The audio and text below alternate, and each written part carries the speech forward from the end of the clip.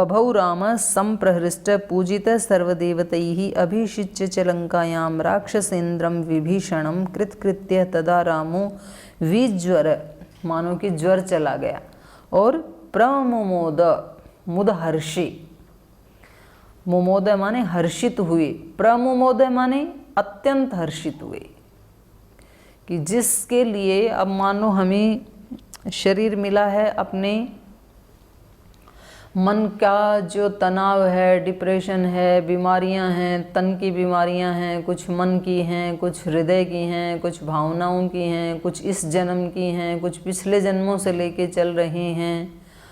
और एक दिन हमें भगवान जी ये बताएं कि आज तेरे सारे दोषों का नाश हो गया, और बताएं क्या हम स्वयं ऐसी अनुभूति करें तो कैसा लगेगा हमें। हम कल्पना ही करके देखें, किसी दिन हम बैठ गए ऐसे ध्यान में और हमने ये कल्पना की कि आज मेरी संप्रज्ञात समाधि लग गई है और मेरे समस्त दोषों का नाश हो चुका है, और मैं एक अत्यंत विशुद्ध आत्मा जैसा था वो अपने स्वरूप में प्रतिष्ठित हूँ, और अंतःकरण की जो शुचिता है वो बिल्कुल मैं पारदर्शी अंतःकरण वाला हो गया हूँ। ऐसी कल्पना करने से भी कितना सुख मिलता है। और अगर किसी का ऐसा हो गया तो उसके सुख का हम कैसे कल्पना करें। हमें तो जो ये बता रहे हैं तो उसको सोच के, और जो हमारे पास टूटा फूटा घिसा पिटा दोष से युक्त जो मन है उससे हम कल्पना करने की कोशिश कर रहे हैं, और जिसका हो जाता है, क्योंकि इसीलिए तो उन्होंने इतना ज़्यादा तप पुरुषार्थ किया, क्योंकि थोड़ा भी करते हैं तो उसकी आहट दिखाई देती है, उसकी अनुभूति होती है। मतलब हमें अगर चीनी का एक छोटा दाना भी मिलता है तो पता चलता है कि इसका टेस्ट कैसा है, मिठास कैसा है। तो फिर हम एक दाने के बाद 2, 3, 4, 10, 20 पूरा एक अंजलि, पूरा डिब्बा फिर घर में लाते हैं कि भाई इसको हम गर्म पानी में डाल के चाय बना के पियेंगे तो बड़ा अच्छा लगेगा। और पता लगा कि एक दाना ही कड़वा है, तब हम नहीं लाएंगे उसको। तो श्री राम ये सब कर्म करके विज्वर प्रमुमोद कृतकृत्यस्तदा देवताभ्यो वरं प्राप्य समुत्थाप्य च वानरान् अयोध्यां प्रस्थितो राम पुष्पकेण सुहृद्व्रतः। तो फिर देवताभ्य वरम प्राप्य, इन सब देवताओं से वरदान प्राप्त करके, क्योंकि देवता जो हैं वो देवता से ऊपर कुछ नहीं हो सकते हैं और देवता से नीचे भी कुछ नहीं हो सकते, भोग योनि है वो। जैसे पशु है ना, तो पशु से ऊपर कुछ नहीं हो सकता है, और पशु से नीचे भी कहाँ जाएगा, पशु ही रहेगा, पशु योनि। ऐसे देवता ही रहेंगे। लेकिन मनुष्य के पास ये ऑप्शन है कि वो मनुष्यत्व से देवत्व को प्राप्त कर सकता है, और देवत्व को भी क्रॉस करके फिर ब्रह्मत्व को प्राप्त कर सकता है, मोक्ष को प्राप्त कर सकता है। मोक्ष प्राप्त करना, ब्रह्मत्व प्राप्त करना एक ही बात है, इसके पास ऑप्शन है। तो इसलिए सब देवों ने भी इनको वरदान दिया। देवताभ्य वरम प्राप्य समुत्थाप्य च वानरान। अब ये एक समझने की बात है, वानरों को उठा करके, ये है संस्कृत में तो अर्थ, वानरों को उठा करके। तो इसमें जो हिंदी में दिया है अर्थ वो मुझे नहीं पता कितना ठीक है। इन्होंने अर्थ किया है कि जो मर गए थे उनको भी जिंदा करके। तो मरे हुए कैसे जिंदा हो सकते हैं, उस समय कोई विद्या रही हो, ऐसा भी नहीं समझ में आता है। क्योंकि ऐसी विद्या यदि इनके पास होती तो जटायु को ही फिर जिंदा कर लेते और अपने पिता को भी जिंदा कर लेते। तो जो मर गया उसको तो क्या जिंदा करेंगे। तो यहाँ पर है वानरान समुत्थाप्य, मतलब जो बच गए थे, सेना में जो बच गए उन वानरों को अपने साथ लेकर के, माने उनको पुष्पक विमान में उठा करके, समुत्थाप्य च वानरान अयोध्यां प्रस्थित रामः पुष्पकेण सुहृद्वृत्तः अयोध्यां प्रस्थितः। सुहृद्वृत्तः, वृत्त कहते हैं समूह को। तो सारे अपने वानरों को साथ लेकर के अंगद, सुग्रीव, हनुमान, विभीषण आदि जो बड़े सेनापति थे उनको साथ लेकर के सुहृद वृत्त, सुहृद माने मित्र और वृत्त माने समूह, सुहृद वृत्त सब अपने जो मित्र मंडली है उन सब को लेकर के, और वानरांच समुत्थाप्य, और वानरों को भी चढ़ा लिया, माने पूरा का पूरा अपना प्लेन भर लिया अपने ही उनसे। तो बड़ा ही रहा होगा, जैसे आजकल कई प्रकार के प्लेन है ना, कुछ में 100 व्यक्ति आते हैं, कुछ में 300 आ जाते हैं, कुछ में 1000 भी आ जाते हैं। तो इसी प्रकार का रहा होगा वो भी पुष्पक विमान भी। तो इन्होंने अपने जितने भी बचे थे उन सब लोगों को फ्लाइट में चढ़ा लिया, पुष्पक विमान में चढ़ा लिया। और आजकल के तो जो विमान हैं उनमें खिड़कियां सब बंद कर देते हैं। अब उस समय की पता नहीं क्या टेक्नोलॉजी रही होगी, जैसे हेलीकॉप्टर में तो हम खिड़की खोल सकते हैं लेकिन फ़्लाइट में नहीं खोल सकते हैं। तो इनका जो विमान है वो बिल्कुल ओपन है, सब देखते हुए चलो आराम से। और बहुत ज़्यादा ऊंचाई पे शायद नहीं उड़ता होगा ऐसे लगता है, तो अपनी ये वाली हवा है उसमें उसको हानि कैसे नहीं होती होगी, जो भी ऊंची टेक्नोलॉजी रही होगी। क्योंकि जो उनको दिखाया जाता है जाते हुए और फिर वो वहाँ उतर जाते हैं, मन में आया तो अगस्त ऋषि के आश्रम में उतर गए, और मन में आया तो भरद्वाज के यहाँ उतर गए, फिर जा कर के अपने अयोध्या में उतर गए। तो सब जगह एयरपोर्ट तो था नहीं, तो वहाँ कोई रनवे तो था नहीं इतना लंबा चौड़ा, तो जहाँ जाते हैं जहाँ इच्छा करे उसको उतार लेते हैं हेलीकॉप्टर की तरह से। और सीता माता को दिखाते हुए भी जाते हैं कि देखो यहाँ हमारी सुग्रीव से भेंट हुई ऋषमुख पर्वत पर, यहाँ हमारी हनुमान जी से हुई, यहाँ हम शबरी से मिले, ये अगस्त का, ऐसे उनको दिखाते भी जाते हैं। तो इसका मतलब ओपन था वो पुष्पक विमान। देवताभ्य वरम प्राप्य, देवताओं से वरदान प्राप्त करके और अपने सारी मित्र मंडली को और बचे हुए सभी अपने वानर सैनिकों को लेकर के पुष्पकेण अयोध्याम प्रस्थित रामः, राम ने अयोध्या की तरफ प्रस्थान किया, क्योंकि इनको अयोध्या पहुंचने का भी पूरा ख्याल है। लक्ष्मण ने तो बोल दिया था भाई भैया कितनी सुंदर नगरी है, देखो पानी के बीच में, दीवारों के ऊपर भी सोना लगा हुआ है, कितनी चित्रकारी हुई हुई है। रावण ने तो सारी पृथ्वी का ऐश्वर्य चुरा करके, छीन करके, लूट करके सब लंका में डाल रखा था। तो उन्होंने कहा स्वर्णमयी लंका है देखो। तो श्री राम ने कहा कि नहीं, जननी जन्मभूमिश्च स्वर्गादपि गरीयसी। तो ये जो अपनी जन्मभूमि और अपनी जो माँ होती है वो स्वर्ग से भी ज़्यादा महान होती है। तो अयोध्या की और लंका की कोई तुलना नहीं की जा सकती। तो वहाँ से चल के भरद्वाजाश्रमं गत्वा राम सत्यपराक्रमः भरतस्यान्तिके रामो हनुमन्तं व्यसर्जयत्। तो सबसे पहले जैसे जिस क्रम में गए थे उसी क्रम में आते समय भरद्वाज ऋषि के आश्रम में गए। भरद्वाज आश्रमम गत्वा रामः सत्य पराक्रम। देखो पराक्रम भी दो प्रकार का होता है, एक सत्य पराक्रम, एक असत्य पराक्रम। जो चीन जैसे देश ने आज दुष्टता की है, या किंग जोंग जैसे जो क्रूर शासक हैं, उनमें पराक्रम तो है लेकिन वो असत्य पराक्रम है, माने वो अत्यंत घटिया कोटि का पराक्रम है। ऐसा पराक्रम किसी काम का नहीं है जो अपनी भी आत्मा का हनन करे और जितने लोग उनके संपर्क में आएंगे उन सब का भी हनन करे। ऐसे पराक्रम को धिक्कार है। ऐसा पराक्रम होना चाहिए श्री राम जैसा। तो श्री राम के पराक्रम के लिए क्या कहा?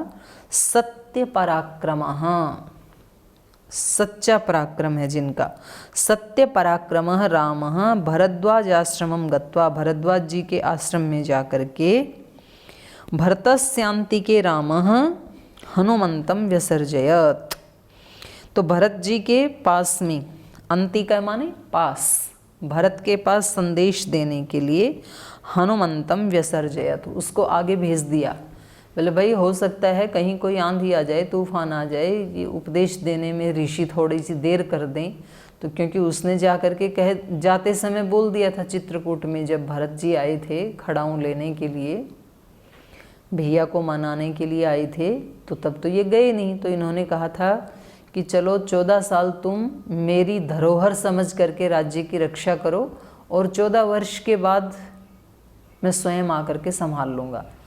तो उन्होंने कहा था कि ठीक है भैया, आप कह रहे हैं तो आपके आदेश से आपका ही धरोहर मान करके मैं उसकी पूर्ण रूप से रक्षा करूँगा, लेकिन 14 दिन के बाद, 14 वर्ष के बाद यदि एक दिन भी आपने लेट किया तो फिर आप अपने भरत को देख नहीं पाएंगे। फिर मैं ये समझूंगा कि आपने मेरे को भुला दिया है और आपने मेरे को राज्य का लोभ ही समझा है। तो मैं एक दिन भी आपने लेट किया तो अग्नि समाधि ले लूँगा। तो इसलिए इन्होंने संदेश देने के लिए कि भाई आ रहे हैं, श्री राम आ रहे हैं, तो उसके चित्त को शांति मिलेगी, इसलिए हनुमान जी को भेज दिया। हनुमंतम व्यसर्जयत, संदेशवाहक के रूप में, कि हम यहाँ आराम से तसल्ली से आशीर्वाद लेते हैं ऋषियों का। तो ये दूसरा यहाँ राम का चरित्र ये हमें देखने को मिलता है कि जिस किसी ने हमारा उपकार किया था तो जाते समय उनके प्रति कृतज्ञता अभिव्यक्त करके जाना, नहीं तो व्यक्ति भूल जाता है। रोगी ठीक होने के बाद अपने डॉक्टर को भूल जाता है। रोगी होता है तो 10 बार फ़ोन करके पूछता है, डॉक्टर साहब अब कौन सी दवाई लूँ, अब मेरी ये सिचुएशन है, अब ये है। लेकिन जब पूरा स्वस्थ हो जाता है तो फिर वर्षों तक मिलने भी नहीं जाता है उससे और फ़ोन भी नहीं करता है।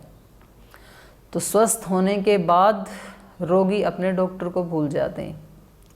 जवान होने के बाद बेटा बेटी माँ के तप को भूल जाते हैं, वो अपनी दुनिया में मस्त हो जाते हैं। कभी साल 6 महीने में फ़ोन कर लेते हैं। मदर्स डे के ऊपर वो व्हाट्सएप के ऊपर एक फूलों का गुलदस्ता लेके व्हाट्सएप कर देते हैं माता पिता को, फ़र्ज पूरा हुआ, हैप्पी मदर्स डे ऐसे भी लिख देते हैं। पढ़ाई पूरी होने के बाद शिष्य अपने गुरुजनों को भूल जाते हैं।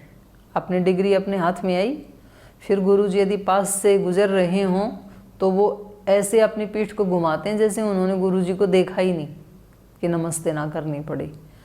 तो ये संसार ऐसा मतलब परिवर्तनशील है कि जब किसी व्यक्ति का अपना स्वार्थ पूरा हुआ तो जिस व्यक्ति ने हमारी मदद की थी हम उसको भूल जाते हैं।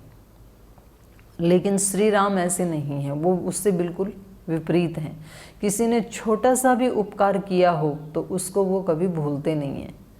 और ये बहुत बड़ा गुण मैंने श्रद्धेय स्वामी जी महाराज के और पूज्य आचार्य जी के चरित्र में देखा। मतलब जब पतंजलि योगपीठ के पास कुछ भी नहीं था, यहाँ तक कि अपने खाने के लिए भी पर्याप्त नहीं था, उस समय किसी व्यक्ति ने 100 रुपये से भी सहायता की या पैसे भी नहीं दिए, वैसे ही वो आकर के अपने मानसिक रूप से आशीर्वाद देते थे और सद्भावना रखते थे। आज भी उन लोगों का अत्यंत सम्मान करते हैं दोनों, उनको भूलते नहीं हैं कभी भी। और आचार्य जी ने तो जब वो अपने घर से आए थे तो जो उनका एक छोटा सा ट्रंक था, बक्सा था लोहे का, और जो उनके सामान्य से वस्त्र थे, खैर वस्त्र आज भी सामान्य से ही हैं, आज भी कोई बहुत कीमती नहीं है, तो वो बताते हैं कि मैं कभी कभी उसको खोल के देख लेता हूँ कि यहाँ से यात्रा शुरू हुई थी। तो फिर अभिमान नहीं आता है मन में कि कहाँ से हमने प्रारंभ किया था, तो उसको व्यक्ति को नहीं भूलना चाहिए। तो यहाँ श्री राम जाते समय जब भरद्वाज जी के आश्रम में गए थे तो इन्होंने ही तो उनको ऐसे अक्षय बाण आदि दिए थे ना, तो आते समय उनका धन्यवाद करना ये अपना फर्ज बनता है। जिसने हमारी सहायता की हो तो उनके प्रति कृतज्ञता ज्ञापित करना। तो इसलिए ये इनके आश्रम में गई। भरद्वाजाश्रमम गत्वा रामः सत्य पराक्रम। और हमेशा जो गुणवान लोग होते हैं ना वो झुकते हैं, ये पहचान है। कभी भी किसी ठूंठ पेड़ को आपने झुकते हुए नहीं देखा होगा, और कभी भी किसी ठूंठ पेड़ के ऊपर आपने किसी को पत्थर मारते हुए भी नहीं देखा होगा। पत्थर व्यक्ति कहाँ मारेगा? जहाँ बहुत फल लगे हुए होंगे तो उसमें से तोड़ना चाहता है व्यक्ति। तो पत्थर भी उन्हीं पे फेंके जाते हैं जिनके पास बहुत फल या फूल होते हैं, जिन व्यक्तियों में बहुत गुण होते हैं, जो परोपकारी होते हैं, उन्हीं के ऊपर आरोप प्रत्यारोप के पत्थर फेंके जाते हैं। जो है ही खड़ूस, जिसके पास कुछ है ही नहीं, उसकी कोई आलोचना भी क्या करेगा। तो जब कोई हमारी आलोचना कर रहा है, बुराई कर रहा है, कोई अपमान का पत्थर मार रहा है, कोई हमें ब्लेम कर रहा है, कोई आरोप लगा रहा है, तो हमें समझ लेना चाहिए कि भगवान जी ने कुछ तो दे दिया, थोड़ा बहुत फल फूल। नहीं तो अगर बिल्कुल ही खाली होता तो ये पत्थर नहीं पड़ते फिर मेरे ऊपर। तो संघर्ष हमेशा उनके जीवन में आते हैं जिनके जीवन में बड़ी उपलब्धियां होने की संभावना होती है। भरद्वाजाश्रमं गत्वा रामः सत्यपराक्रमः भरतस्यान्तिके रामो हनुमन्तं व्यसर्जयत् पुनराख्यायिकां जल्पन् सुग्रीवसहितस्तदा पुष्पकं तत्समारुह्य नंदीग्रामं ययौ तदा। तो यहाँ केवल इन्होंने एक आश्रम का वर्णन किया है, क्योंकि यहाँ पहले बताया ना मोटा मोटा चल रहा है, विस्तार से अंदर चलेगा फिर।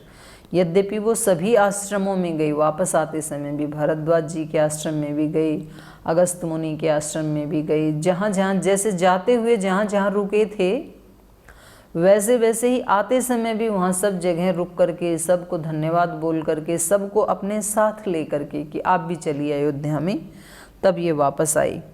तो उस सब का यहाँ विस्तार भय से इन्होंने पूरा वर्णन नहीं किया, आगे करेंगे। अब सीधे ये आ गए नंदी गांव में, जहाँ भरत जी 14 साल से ज़मीन के नीचे एक खड्डा खोद के 2.5-3 फीट नीचे, और वहाँ घास फूस बिछा करके उसमें वो सोते हैं। मतलब कहने में बड़ा अच्छा लग रहा है, हमें लगता है कि अगर हम वहाँ होते तो हम भी ऐसे ही करते, लेकिन 14 साल उस घास फूस पे धरती में खड्डे में सोना, 14 दिन भी नानी याद आ जाती है। और 14 साल में कौन कौन से आंधी तूफान नहीं आए होंगे, कौन कौन सी सर्दी गर्मी नहीं आई होगी, बारिश नहीं आई होगी, कब मच्छरों ने नहीं काटा होगा। एक दिन बारिश आती है तो मच्छर काटने लगते हैं व्यक्ति को, एक रात नहीं सोए तो मुसीबत हो जाती है। अच्छा, उनको तो उपलब्ध नहीं थे जंगल में, तो उनकी तो मुसीबत, वो जाएंगे कहाँ से मच्छरदानी लाएंगे। ये तो राज्य में है, इनको तो सब कुछ उपलब्ध है। इसलिए भरत जी का तप राम से भी ज़्यादा ऊंचा है। उपलब्ध होते हुए अपने आप को संयम करना। यद्यपि राम कोई कम संयमी नहीं है, वो चाहते तो उनको भी उपलब्ध हो जाता, लेकिन इनके पास तो सब कुछ दिया। ये तो राजा हैं, और राजा होकर के फकीरी का जीवन जीना, और वो भी 14 साल, तो ये सामान्य आत्मा का काम नहीं है। और इसीलिए आज 9 लाख वर्ष के बाद भी हम उनका नाम सुन करके भी श्रद्धा से अपना सिर झुकाते हैं। श्रद्धा से हमारा हृदय झुकता है इस वर्णन को सुन करके, पढ़ करके। पुनराख्यायिकाम जल्पन, पुनराख्यायिका मतलब जैसे गए थे वैसे ही। पुनराख्यायिकाम जल्पन, जल्पन बातचीत करते हुए, सुग्रीव सहित, भाई हम पहले इधर से गए थे, इधर से गए थे, ऐसे वो वृत्तांत बातचीत करते हुए, जल्पन माने बातचीत करते हुए, सुग्रीव सहित, सुग्रीव आदि जो हनुमान जी आदि जो मित्र मंडली के लोग थे उनके साथ, तदा पुष्पकम तत्समारुह्य, वहाँ से उठ करके, भरद्वाज जी के आश्रम से उठ करके, नंदीग्रामम ययौ, तो फिर वो नंदीग्राम की तरफ चल पड़ा, वहाँ से प्रस्थान किया। नंदीग्रामे जटां हित्वा भ्रातृभिः सहितो नघः रामः सीतां मनोप्राप्य राज्यं पुनरवाप्तवान्। और श्री राम तो वन में हैं, इसलिए उनकी तो जटाएं बड़ी होना ये स्वाभाविक है, लेकिन भरत जी ने नंदी गांव में रहते हुए अपनी जटाएं नहीं कटवाई। 14 साल तक ऐसे ही रहे, मुनियों का वेश धारण करके। तो यहाँ पर जब श्री राम जी आ गए तब उन्होंने जटाम हित्वा, तब अपनी जटाओं को कटवाया। पहले श्री राम जी की जटाओं का मुंडन हुआ, उसके बाद भरत का हुआ। नंदीग्राम में, नंदी गांव में पहुँच करके जटाम हित्वा, भ्रातृ भी सहित, भाइयों के साथ, चारों ने नहीं कटवाई। वनवास एक राम को मिला था और वनवासी चारों हो गई, ये कहीं देखने को नहीं मिलेगा भारत के अलावा। ये इतनी ऊंची संस्कृति पूरी पृथ्वी के ऊपर नहीं, पूरे भूमंडल में, तीनों लोकों में ये भारत के अलावा कहीं नहीं मिलेगी। और इतिहास में भी भारत पृथ्वी के लिए नहीं, तीनों लोगों के लिए आदर्श था और आज भी भारत ही नेतृत्व करेगा। पूरी पृथ्वी के जितने देश हैं उनका नेतृत्व आने वाले 20, 30, 50 वर्षों के ही बाद, बहुत निकट भविष्य में भारत नेतृत्व करेगा पूरे विश्व का। पहले भी किया, बीच में शिथिलता आ गई। तो ये हमारी संपत्ति है रामायण काल से लेकर के आज तक, और ये पीढ़ी दर पीढ़ी ट्रांसफ़र होती रही। अब कुछ उसको संभाल पाए, कुछ नहीं संभाल पाए, क्योंकि धन दौलत भी बहुत बड़ी संपदा है, सच है ये, लेकिन उससे भी बड़ी संपदा ये अंदर वाली संपदा है, दैवी संपदा जिसको कहा गीता में।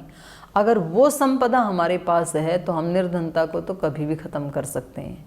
आजकल मोदी जी ने स्वदेशी का, आत्मनिर्भरता का बहुत एक बीड़ा उठा रखा है, और यदि ये ऐसे चल जाएगा, मतलब 10-15 साल, तो पुनः भारत विश्व गुरु बन सकता है, कोई उसमें दिक्कत नहीं है। आज भी बहुत कुछ है, क्योंकि कहते हैं समुद्र यदि सूखता भी है ना, तो कम से कम उसमें कमर तक कीचड़ तो फिर भी रहता ही है, पूरा सूखने के बाद भी, इतनी जल राशि है वो। तो भारत कितना भी चाहे लोगों ने लूटा, तो भी आज भी भारत के पास बहुत सारी पर्याप्त धन संपदा है, पर्याप्त अन्न है। तो ये इतिहास पढ़ कर के रोंगटे खड़े होने लगते हैं कि यहाँ चारों ही भाइयों ने अपनी जटाई नहीं कटवाई, इसलिए यहाँ आकर के भ्रातृ भी सह अनघः, उस निष्पाप राम ने, माने पाप जिनको छू भी नहीं गया है, बाहर से पाप करने की तो बात छोड़ो, कोई पाप करने का विचार भी मन में नहीं आता है, कितना ऊंचा चरित्र है। तो अनघः, उस निष्पाप राम ने भ्रातृ भी सहितः नंदीग्रामे जटाम हित्वा, जटाओं को कटवाया, और सीताम अनुप्राप्य राज्यम पुनः अवाप्तवान। तो सबका राज्याभिषेक किया गया। सीता माता के भी जो साध्वी वस्त्र थे, साधारण से वस्त्र थे, तो उनको उतारा गया और उनको एक राजरानी के, एक महारानी के वस्त्र आभूषणों से उनको अलंकृत किया गया। और जैसा 14 वर्ष पहले होना चाहिए था अयोध्या में, तो सारे वहाँ के नागरिक ही नहीं बल्कि सब घरों को, सब गलियों को, सब वृक्षों को, पशु पक्षियों को, सबको सुसज्जित किया गया, सबके लिए स्पेशल खाने बनाए गए, सब ने पूरी अयोध्या में घी के दिए जलाए। तो हम जो आज कहते हैं ना कि दिवाली के दिन श्री राम अयोध्या लौट के आए थे, दिवाली के दिन तो नहीं आए थे वो, क्योंकि उनका राज्याभिषेक होना था चैत्र मास में। जब वो अलर्ट हो गए थे तो रामनवमी पे उनका राज्याभिषेक होना था, उनके जन्मदिन पे, और उसी समय उनको वन में जाना पड़ा, जो भी घटनाक्रम हुआ। तो जब 14 वर्ष पूरे होंगे तो वो चैत्र मास में ही होते हैं, कार्तिक मास में पूरे नहीं होते हैं वो। और वैसे भी जो वहाँ पर वर्णन है कि जब चौमासा था, 4 महीने का जो टाइम था, उस समय तो सुग्रीव अपनी गुफा में चला गया, आया ही नहीं। चौमासा ख़त्म ही होता है दशहरे के पास, दीपावली के पास। उसके बाद तो सुग्रीव को बुलाया गया, फिर एक सभा हुई, फिर सैनिकों को भेजा गया, चारों दिशाओं में सीता माता की खोज हुई, फिर सेतु बनाया गया, तो महीनों लग जाते हैं उसमें। तो ये फिर युद्ध हुआ, फिर वापस आए। तो ये सारा का सारा जो कार्यक्रम है, विजयदशमी के दिन इन्होंने अपने अस्त्र शस्त्रों की पूजा की थी।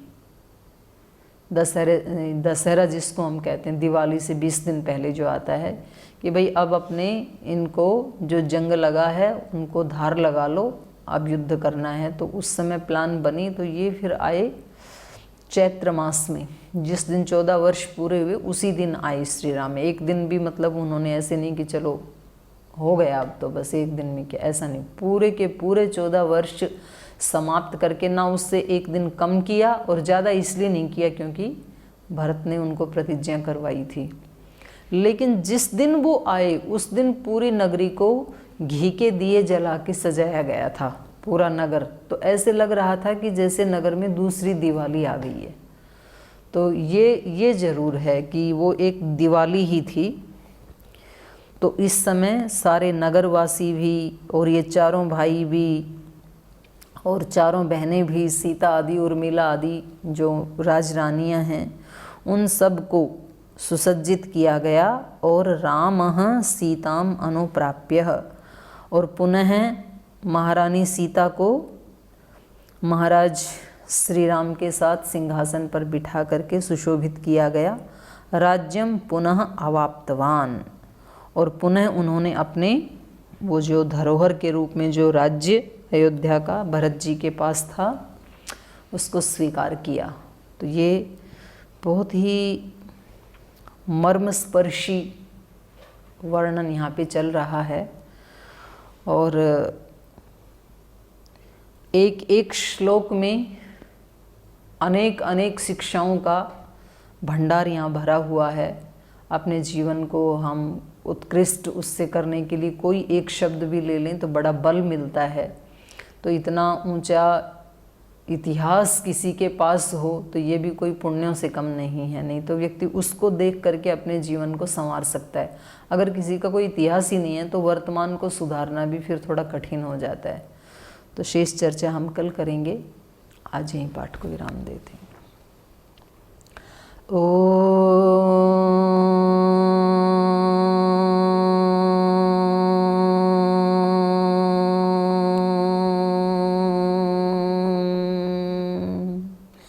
शांति शांति शांति। श्री गुरुभ्यो नमः।